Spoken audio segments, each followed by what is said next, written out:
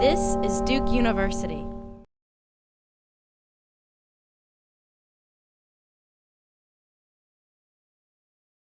The theme for this, well, the theme for every forum is different. And for those of you who have been here before, you know that we've had themes on effective team building, leading in difficult times.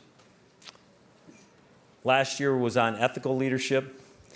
And this year we selected the idea of balanced leadership.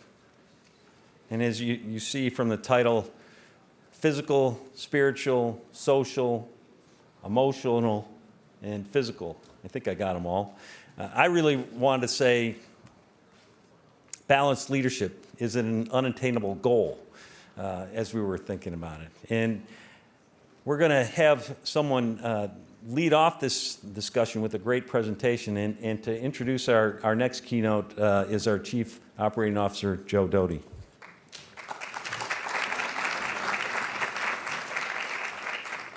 Thank you. It's great to be here. It's great to introduce Brigadier General retired Rhonda CORNUM. Very briefly, she is a urologist by trade. Again, you can read her bio. Urologist by trade, was shot down and was a prisoner of war in the first Gulf War. And her last job in the Army, which is where I met her and got to work for her, was she was the director of the Army's Comprehensive Soldier Fitness Program, which was a ginormous project between the United States Army and the University of Pennsylvania with Marty Seligman and his positive psychology crew to help build resilience, if you will, balance within the United States Army. And so she did a wonderful job of that, and so it was a no-brainer to have her as the guest speaker for this topic. And lastly, she's just a really cool person. Thank you.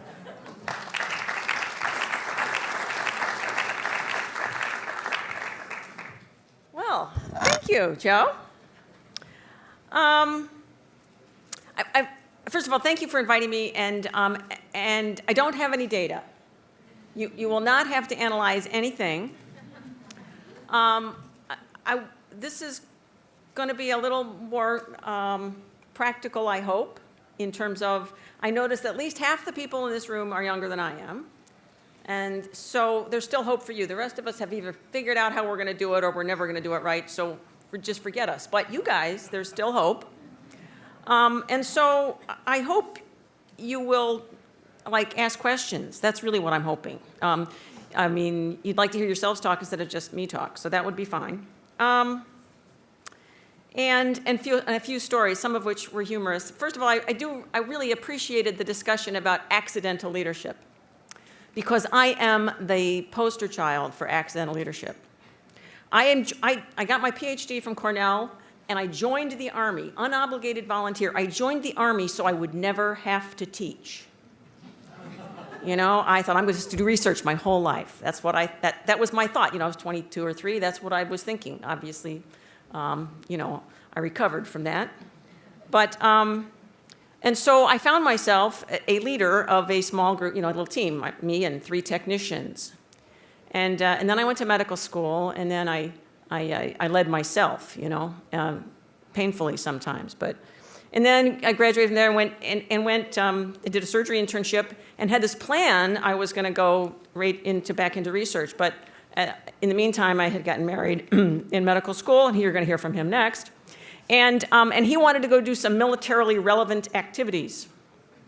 So I said, okay, well, if they'll take me, you know, in surgery and research later, I'm sure they will. So I'll go do some militarily relevant activities with you. So we spent 6 years doing those things. There is actually a point to this whole story. And then, so I finally went and did my residency when I was almost a lieutenant colonel. And it was interesting. First of all, I had several other residents accuse me of taking a slot that someone else could have had, because they said, it was clear you're going to go back into leadership. And I said, well, wouldn't you rather be led by somebody who knows what you do? And so competence in the field in leadership is a good thing. And And then I had a few people that said, well, you know, you're going to be 40 when you graduate from this residency. And I said, yes, I am. I'm going to be 40 if I don't graduate, so I might as well graduate, you know, a board-certified urologist. So that's sort of my preamble to this whole thing about leadership. And you have to really pick what you want to do as a leader, and you have to think about that before you actually have to act on it. So we're going to talk very practically. What's leadership? What's the ability to invest other people in your vision of what should happen, and then it makes it happen. That's what, and good leaders do that. You know, this is part of that over 40 thing. Good leaders the people do it for good leaders and people who have good leadership because they want that person to respect them. Your subordinates want you to like them. They want you to appreciate them. And in combat, certainly most importantly, they think they'll do better because you are the leader than if someone else was. Now, that is a huge responsibility, that you are responsible for a group of people, and you know, whether it's 5 guys on your surgery team and you're a chief resident, or it's 2,400 people because you run a big medical center and some subordinate clinics, that they believe that they're going to do better and get to what they want better and more effectively and more likely if you're there. That is a huge responsibility. And you should really ask yourself, do I want that? Not everybody wants this. And there's no shame in not wanting it. It's kind of like there's no shame if you don't want to be a urologist. You know, I'm not sure I'd pick one again. So there's certainly no shame in not doing it. Then there's bad leadership. And unfortunately, many of us have had experience with bad leadership. They may still get the mission done, but they do it because people are afraid of the consequences if they don't. They'll be embarrassed in public, they'll be yelled at, they'll be fired. So they do it from fear. Now, and I've worked for a couple of them. They may, in fact, accomplish the mission if it's a very concrete mission. But people who have bad leadership will not have innovation, they will not have creativity, because no one is going to help them look better. And lastly, there's this other group of people, and I've worked for a couple of these too, and they have no leadership. It's not good or bad. And so I never could quite figure out, and some of them, they just don't have a vision, so you can't help them achieve it if you can't figure out what it is they want. Or it's they may have a vision, but people ignore them. I mean, and those are the kind of people that they have neither the carrot nor the stick. They just have this idea and hope people will do it. That's not very effective either. And so that's the no leadership group.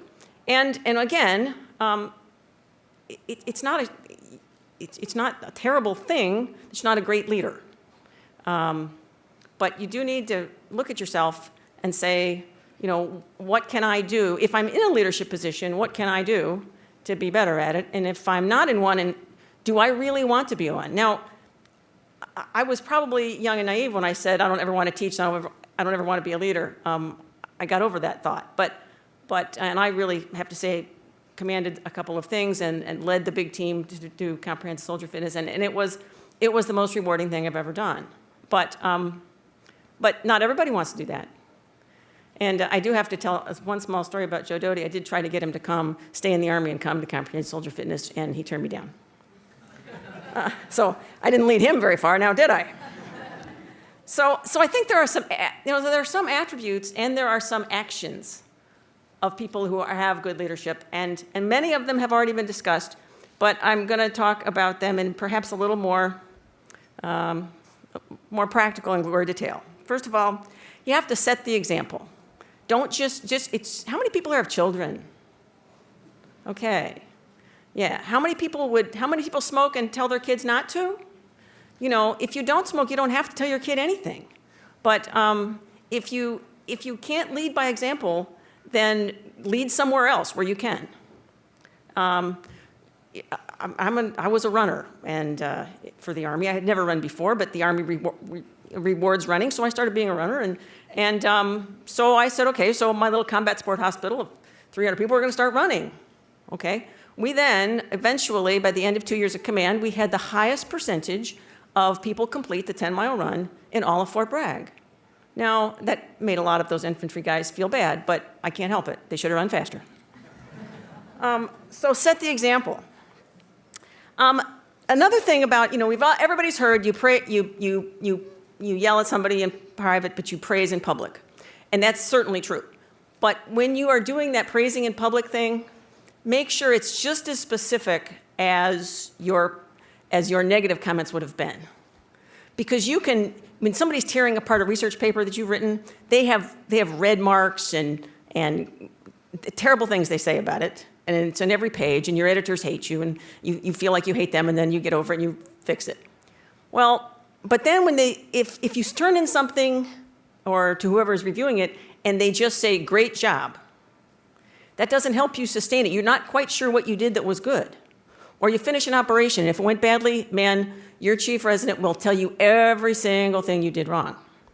And yet if it went well, he'll say nothing other than, good job. Well, that may not, is like maybe you really did a good job in this, or you could have done better in this, but this, because you did this other thing, it worked out well. So be specific, and they'll know you paid attention. Lastly, recognize that other people, the people that work for you, have things they want also in life. Many of them are the same. Some of them are different. You may have a guy, and I had a guy, and his goal was, to be a rock star, and somebody else whose goal was to win the bass fishing tournament. Well, if I want these people to help me accomplish my goal for the organization, then I have to be willing to help them accomplish what's important to them too. I do not bass fish, but I could help make the schedule so he could go to the tournaments. So recognize that you can help them. And lastly, the integrity thing. The integrity thing is key. I mean, everybody that you surveyed saw that. It's true everywhere. And so just tell the truth. Makes it so you don't have to remember what you lied about, so it's merely easier. In addition, learn to say quickly, I don't know, but I'll find out. Do not torture everyone around you with stumbling for an answer and realizing, and you know you don't have it anyway, so just say that. Just say, I don't know. If somebody asks you something, I don't know. Now, if it's one of your supporters, what are we going to do, Captain? We hear the bad guys coming. That may not be the time to say, I don't know. You should have a plan for that contingency. But when they ask you, for example, when are we going to get relieved? We're at a guard point. When are we going to get relieved?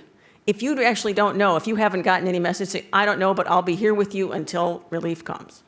So tell the truth, but tell the truth with a plan so that they don't feel abandoned and unknowledgeable, and then go find the truth. I think the other thing about tell the truth, and I had this happen, if somebody tells you to do it, now I can tell dumb Army stories for a long time, but the Army tells you to do a lot of dumb things. So I'll tell, there are some even dumb JACO stories. So there may be some of those regulations and rules that we all do just because it's a JACO rule, not because it really has any impact that anyone has ever found on patient care, safety, health, saving money, anything. We all have had those. And so don't lie to all those people you're making go through records and clean out things. Just tell them it's a rule and we got to do it because we are not allowed to deliver quality patient care unless we do this. So admit it. Don't lie to them because they'll see right through it. They'll know it's just as dumb as you know. They're just emoting and move on. Okay, so then, and if you wonder how you're doing, if you can do something better as a leader, ask your subordinates. If you have a good relationship, they'll tell you. I learned that because I went to one. I actually did when I was shot down. I was on crutches and I couldn't go back to work yet. So I got a scholarship to the Center for Creative Leadership, and they sent me off. And the most helpful thing that anyone ever did for me was they interviewed all my subordinates, which was only a small group in a research institute at the time, about what is she like, and they, to a person, said, We want more feedback. We want more direction. So since I hate direction, I was thinking I was doing a good thing by not giving it to them. So my point is, this is not the time for the golden rule. Do unto others as you would have them. No, don't do that. Do unto others as they want you to do to them. And people will tell you. If you have a good relationship, people will tell you what they want or need.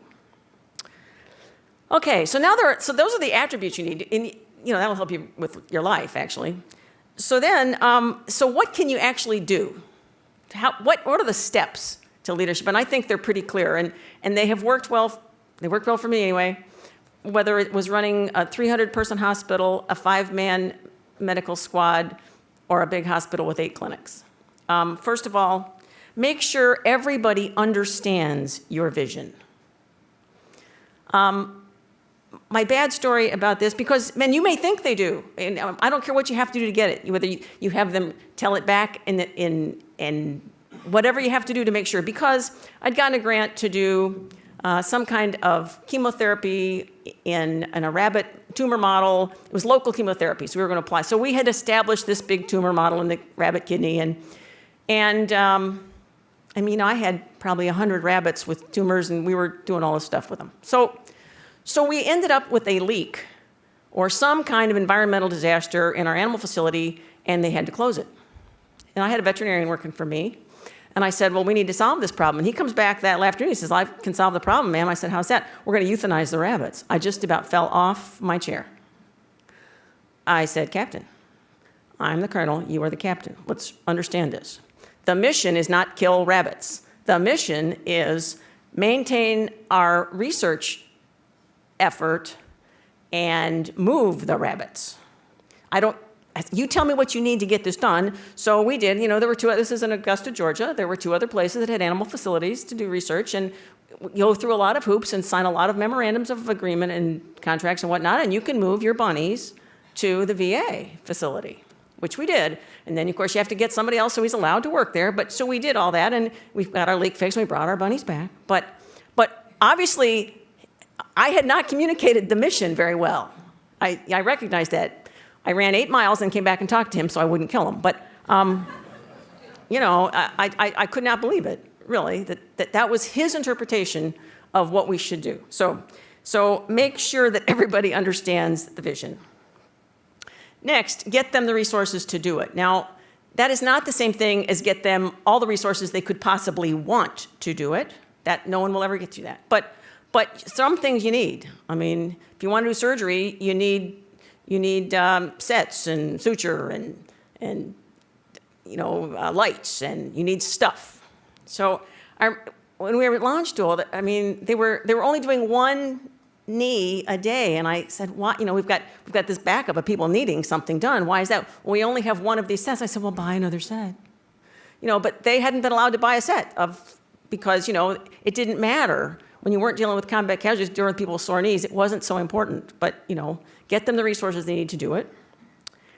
And remember that your time as a leader is a resource.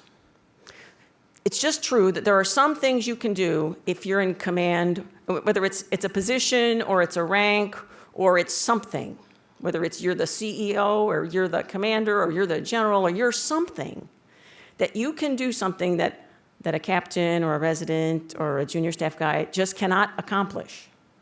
And I used to tell them, I said, I've been a captain, I've been a major, I've been a lieutenant colonel, I can do those tasks, but so can you. There are some things only I can do, so save me for those. And then please come tell me early when you need me. Do not wait until you have failed for weeks and then tell me about it. And then really get out of their way and let them do it. Because if you are good and you find what people can do and get them where they are comfortable and where you can use their talents, they will do a lot of things unless you're in the way. The micromanaging thing, just don't do it. If there's something that you absolutely, it must be done 100% exactly this way, then do it yourself. There's almost nothing like that. So if you don't turn happy to glad in 3 turns of reading something that someone else has written, it probably doesn't matter. and you'll just frustrate and irritate them, and then they won't keep trying. They'll give up. So be satisfied with the 85% or 95% solution, because they will be happily do that. If it's got to be done your way, do it. And some things do, and you should do them. So leadership, I mean, we've talked about leadership, and those are, if you do those steps, you really kind of will be successful, I think. So then we're going to talk a little bit about balance. So everybody here is in healthcare, I think, essentially. And that is a very great profession. I mean, there's no question. You're helping people, and it is, you have chosen professions that are very, very rewarding. It's rewarding, certainly, psychologically and emotionally and financially and intellectually, very, very rewarding. And I congratulate everybody for being there and doing that. But there is a potential problem with that. And that is that it can be so rewarding that you really do not pay attention to the rest of your life. And particularly, I got to say, the things that are rewarding and exciting the first time or the first 100 times, by the 500th time, I realize, sir, that it's the first time you've ever had this problem, but it's the 500th time I've heard this problem. So you can't just focus on that. The first doctor I ever knew very well, and it happened once I was in the Army and I was a researcher talking to physicians, and he said, medicine is a jealous mistress. And that was his way of saying, I think that they couldn't let other relationships sort of get in the way because medicine was just consuming him. Well, you can let that happen, certainly. But I don't think that's not the kind of person you want to be, and you don't. There's other parts of your life, and I think there's a triad of parts of your life. I think there is your profession, and if you're fortunate, you find one that's exciting and rewarding. And then there's relationships, and most people would say family. Family, for some people, that is a limiting term, so I'll just say relationships, but valued relationships, and they require some nurturing and some time and emotional energy. And if you don't give them that, they will not flourish. And lastly, there is the rest of your life. That's stuff that isn't part of your family and that isn't part of your job. There's whatever else you do. And I call that passions. And I really think it's important to have some. When you become a general officer in the Army and the other services, you go to this thing called charm school. I'm sure there's some official word for that, but that's what we call it. And so you go there, and on the first day, they go around the room and they ask everybody who they are and what they did last and what they're going to do. And then the last question was, and what are your hobbies? So because I was on time, but I was not early, so I was the last person sitting at the end of this long round table. So they ask everybody, and the guy would say something like, I used to be in the deputy G8, and now I'm in G3, and my hobby is my family. Well, I'd have been embarrassed to say that, but he wasn't. So the next one, it was kind of the same thing, and there was a couple guys said, my hobby is I play golf badly occasionally. And that was about all I got. So they finally get to me. And I said, well, I'm Rhonda CORNUM. I used to be the Assistant Surgeon General. I'm now the Director of Comprehensive Soldier Fitness. And I show dogs around the world. And for the next 6 weeks, every one of those people came up and said, do you really do that? Do you really do that? Yeah, I really do that. Balance, something besides your job that you do. I know in Philadelphia, there is an orchestra. I don't know if they're all surgeons, but the one guy I know who plays violin in it is a vascular surgeon. So if you don't have any, if all these, the young half over here, it's better to think about it when you're 25 than when you're 65, and you're too old to learn to do some of those things. So it doesn't have to be an all-consuming one. It doesn't have to be but something to do. So that's something you care about besides your job. Not to mention, people are really boring if all they talk about is their jobs. So let's see. I think so. There are a couple of things that feed on that. One of them is, and you know, sometimes you learn these little things. You just learn to apply little lessons to your life. Well, I have a couple of those, and one of the things that I learned early on was do not let other people's expectations of you limit your expectations of yourself. I learned that in high school when I graduated because the principal, and I confess, I was not the model student. So as I was graduating, he comes up to me and he says, you know, Rhonda, we thought you'd never make it. And I said, well, there was never any doubt in my mind. And it happened again. It happened again when I was a resident, and there was a chief resident giving, and I had gotten a big Red Cross grant. I mean, I was supporting, because you know I had done research a lot longer than urology, and so I could do that. And so I was supporting myself, and I was a second-year resident. So 2 staff guys and me and 2 other junior residents were working on this project that my grant was funding. And so one of the staff guys comes and says, Rhonda, you can't do that. I said, what do you mean I can't do that? He says, you don't have time to do urology and research. And I said, well, why don't we just see if I fail at either thing? So the fact that he couldn't do it was not a good reason for me to think I couldn't do it. And so now that does not mean, by the way, that you can do everything. My dad did say that. That was one of those little lessons of life. Rhonda, you can do anything, but you cannot do everything. So, right, I couldn't do research and do urology, and I didn't show dogs for 10 years in that period either. So you can't do everything. I got that. But do not let the fact that other people can't do something limit your ability to try doing it. So if you accept that there's this triad of things, there's family and relationships, and there's the profession, and then there's life on top of that. You don't want to be one of these people who says, you know, you can sleep when you're dead. You might actually want to rest and eat and just socialize or something in there somewhere. So you can't do everything. And so my recommendation is decide what's important, and if it's not in the important category, stop doing it. Either stop doing it, or if it really matters to you, but it's not one of those 3 things that you're passionate about, hire somebody else to do it.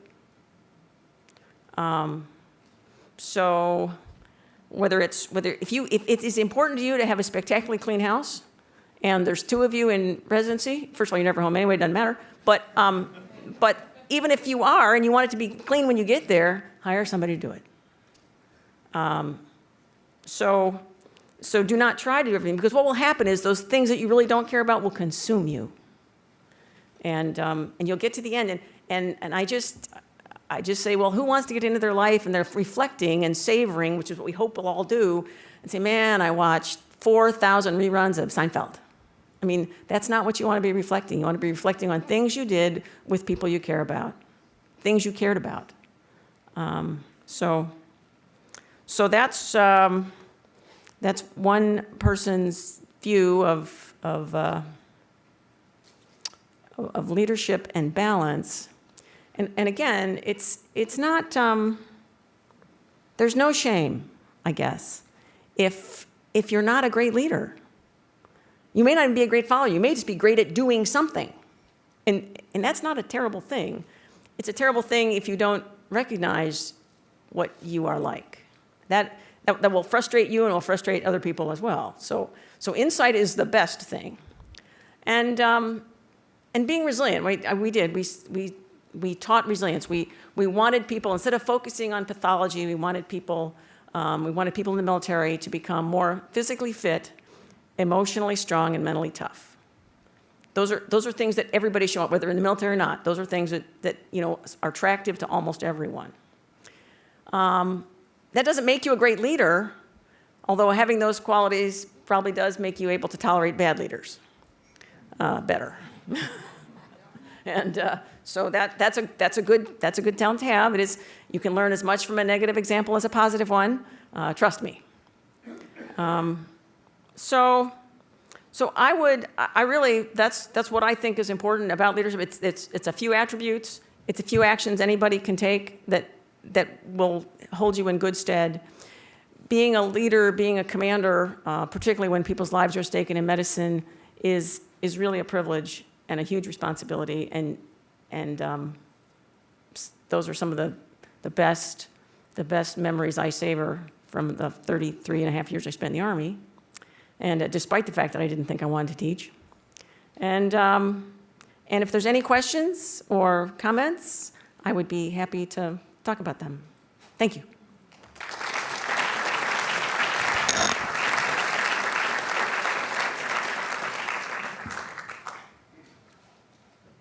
Or we'll call on someone. Questions here. So, Joe, you want to grab a mic? And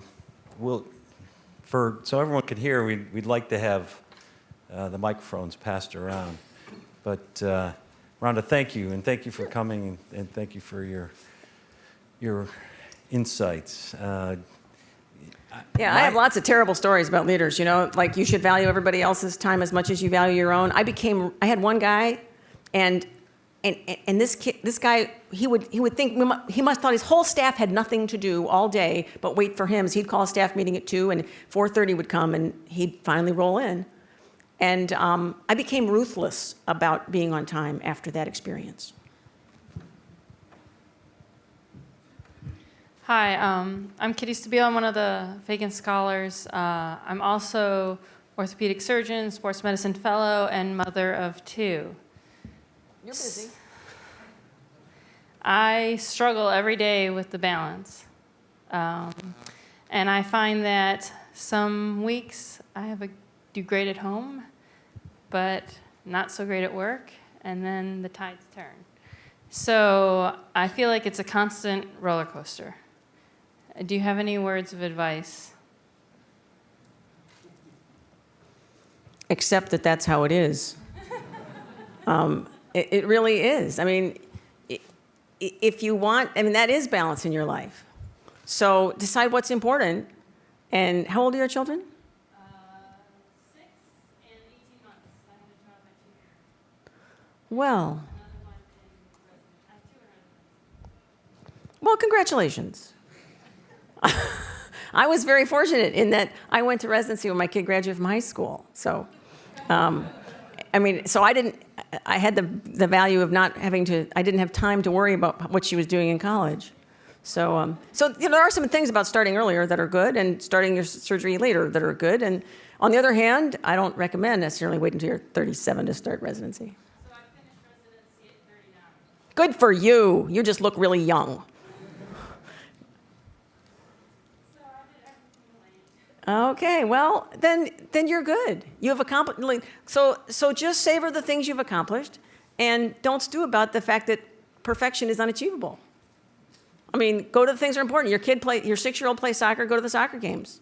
But don't stew about the fact that you're not going to every parent-teacher conference. They say nothing valuable when they're 6 years old anyway. My kid went to a French school. I never understood a thing their teacher said anyhow, so it made no difference. And the kid still did well. So, go to things you can go to and just say, would I rather have my daughter reared by someone not like me? And the answer is probably no.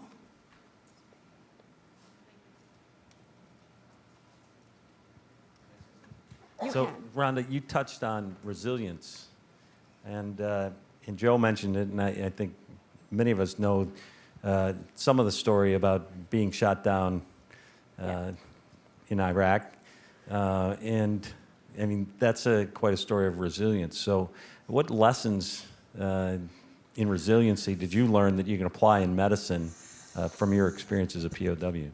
Well, first of all, what I learned from that experience is that it's just took on it's a huge scale of how to solve any problem. And so that's one of the reasons I came back and some years later had the opportunity to work on psychological skills that people could use to get through adversities. And they're the ones that I used to get through that particular adversity, so I was pretty confident they would work, they work. But I realized that you have to learn them and practice them on something. You don't wait for the biggest crisis in your life and then try to learn those things. Learn how to solve problems and deal optimistically and realistically on small things, which is why we started teaching these skills in basic training for soldiers. And so the things that I think, first of all, I am an eternal optimist, and the glass is always half full. I don't know how full it is, but it's always half full. That is not the same thing as lying to yourself that there's plenty of water. That's just, I can always find something to be grateful for. When I got shot down, I was on a search and rescue mission to get some guy, and unfortunately, we didn't get there, obviously. And so we're taking small arms fire in my helicopter, and they blew the tail boom off, and we crashed, obviously. And so as I'm going in, and I know, I've done a lot of, by this time in my life, I had done a lot of accident investigations and getting people out of wrecked helicopters and whatnot. And I knew for a fact, there was no way that this was going to be a survivable wreck. I knew I was going to be dead right there. So we're going in, and I'm thinking, well, at least I'm dying doing something honorable, because honor was, to me, important. It's one of those, it's a military value. It's something my grandfather had instilled in me when I was a little kid, he was a Marine in World War II in Iwo Jima. And so honor was really important in our family. And at least I'm not dying doing something stupid. And because I've done a few of them too, so splat. So when I come to, I was knocked out. When I come to, I think first of all, I thought originally I was dead. I said, well, probably not dead. I guess I'm not. So I was grateful. Now, being grateful for being a prisoner sounds really ridiculous, but there was only two choices. If you're shot down in Iraq by the Iraqis, you're either going to be dead or a prisoner. There's not a third choice out there. So look at your options and be grateful that you got the better of them. We talk about spiritual and emotional and physical fitness, and the fact that I had a good relationship with my husband, I had a good relationship with my daughter at the time. I didn't have any unresolved guilt or unresolved things I wish I had said, So the relationship part and was good, and that's a comfort instead of getting there and feeling, because the really, really, really negative emotions are guilt and shame. Those are not, you can do well with grief, and you can do well with sadness, and you can do well with disappointment, but shame and guilt are very difficult to work through effectively. So avoid doing things that will make you have those too. So I didn't feel any of that unresolved problems with my family. The spiritual strength thing, being a part of something bigger than yourself. Now, everybody in medicine has that. We're part of a healing profession. We're taking care of people. We're doing something good. And so just by definition of what you do for a living, you've got some amount of spiritual strength. But for me, it was, at that time, probably the biggest one was being in the Army. I really took the creed seriously. Never leave a fallen comrade, never accept defeat, never quit. And we were going to go get this guy. And I had great confidence in that sense that now they're going to come get me too. That it may take a while, and it may be unpleasant until they get me, but I have great confidence. They are not going to let me languish up here. They're going to come get me. As it turns out, in a week, you're shot down the last day of the war. That's the best time to get shot down. And they did trade us back, and I did get back 8 days later. So looking at every problem and finding some advantage to it. So, there's really not a lot of advantage to A, failing to go get the guy, and B, breaking both your arms and your leg. And so those are, it's hard to find an advantage in that, right immediately. But eventually, I did. Because it happens anyway. Bad stuff happens anyway, whether it's a patient dies, a patient doesn't do as well as they should, your kid gets a tattoo they don't like, whatever bad thing happens. And so you have to find some way to make something good out of it, because it's going to happen anyway. It's up to you what you do with it. So when I came back, I got to testify about women in combat and women in aviation, and how we should stop excluding them from equal opportunity. Kind of goes along with, now we have women in ortho and urology. And I had nothing to do with that, by the way, although I was I think I was the first female resident in our program. But so I did get to testify for the Senate about removing combat exclusion, and I do think that changed the rule in '93. And then the opportunity to develop a psychological fitness program, teaching people to look at problems realistically but optimistically, to look at them, to teach them how to find evidence to supplant their biases, so they would see more choices, teach them to communicate better. I think it was a good thing to be a scientist, a physician, and a combat veteran in order to accomplish that. So what we got to do in terms of helping a huge number of people do better in their careers and their lives, teaching those skills doesn't make you necessarily a better soldier, except for the fact that it makes you a better person. So I believe that better people make better soldiers or doctors or nurses or whatever. Probably a couple broken arms was a small price to pay to have the opportunity to do that. So in the same, working your way through something, it's the same process of thinking. Realistically look at it. It's never as grim as you think. It's not going to last forever. There's always something you can do about it. That gets you through a cancer diagnosis. That gets you through your spouse's cancer diagnosis. That gets you through getting shot up, shot down. And you also have the advantage, I think, of then using that as your bar by which you judge everything else. And that makes everything else look a lot less scary. So I will never forget, we had a resident he was a year ahead of me, and he took the boards. And he came back, and he just went on and on about how this is the worst experience of his life, and he couldn't sleep, and he was throwing up. And I said, Paul, stop. If this was the worst experience of your life, you've had a really sheltered life. I said, the worst that happens, you should take it again, and the Air Force is going to pay you to take it again. There's still a doorknob on the inside of your door. So it's not as bad as it could be. And so it gives you a significant adverse event will give you something by which to gauge other things. And then, if somebody's yelling at you, if you think you did the right thing, then they'll yell at you, and you'll all both get over it. There. Thank you. Thank you.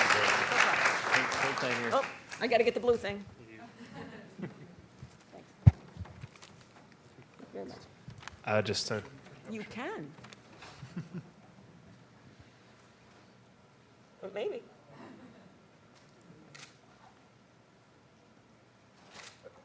Thank you. Well, General Cornum, just thank you for your humor and your candor. And I give you that gift with a caveat, only if you continue to tell us stories over the rest of the weekend, we would greatly appreciate it. So thank you very much.